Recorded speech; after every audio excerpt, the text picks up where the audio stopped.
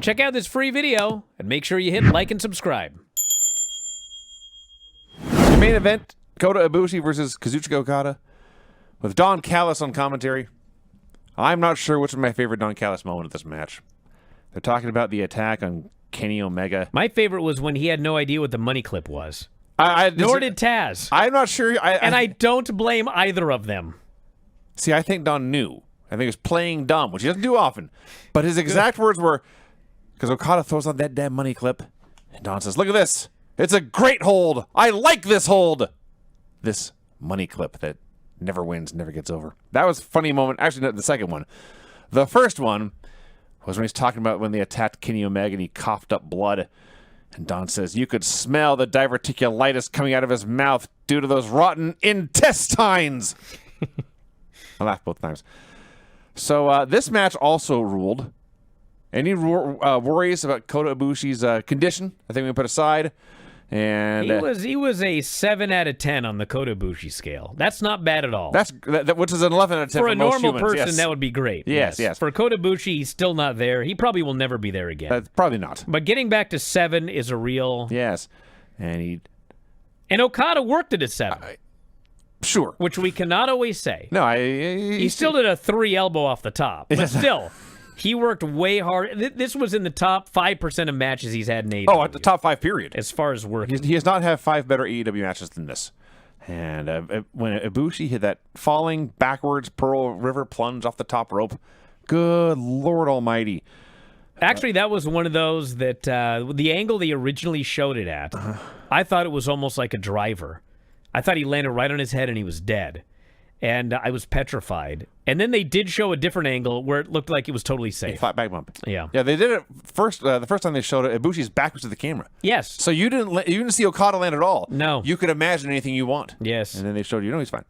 But seconds after that, Ibushi goes to pick him up. Okada's grabbing the ropes and won't let go.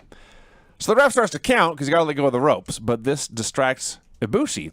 And with Ibushi distracted, Okada hits maybe the best lariat I ever saw in my entire life. I remember, 20-some years ago, the APA was making a special appearance on Ohio Valley Wrestling.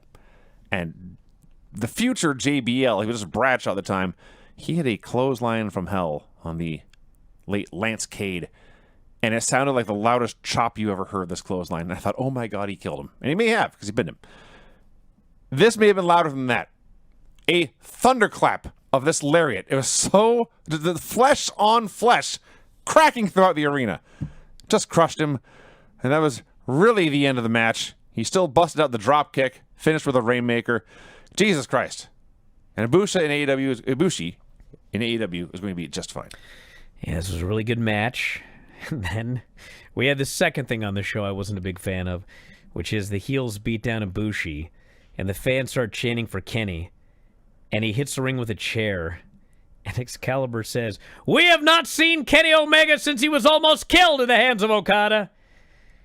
And I thought, I actually saw him 20 minutes ago in a fucking cape. Well, there's that. They couldn't wait. I don't know, man. I know they wanted to reunite him here and everything like that, but Kenny was backstage in a cape doing comedy. That was the first time we saw him since he was murdered. And I was just like, I should have brought him back last week or something. Have him do the cape next week. Or on Collision. Or Have Ospreay do the cape. See anybody. Something. Superhero, yeah. It was ridiculous. But anyway, he ran down and then they beat everybody up. And we got another team. Tony's like lining up all of these teams for when the Hurt Syndicate is no longer champions. We can just have this incredible division. So yeah, I thought this was a largely great show. Very good matches, good build for All In. Yes, that's the key.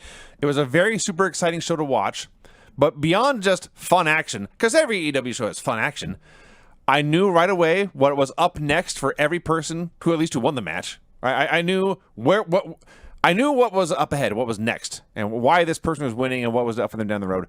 And even if I didn't know it immediately, it was all built to the big show at All In, which is now, after this, 9 days away? 10 days away? Whatever it is. So, yes, this is everything a pro wrestling show should be, except for that Hurt Syndicate segment.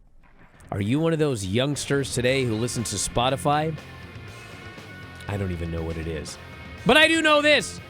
All of our podcasts are available at Spotify.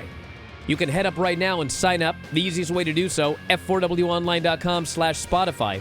And for just $9.99 per month, you can listen to 84 podcasts on any given month. 84! 2 to 3 podcasts every single day covering pro wrestling and mixed martial arts. And if you think about $9.99 per month, that's just pennies per day. So check it out today on Spotify. That's f4wonline.com/Spotify. f4wonline.com/Spotify.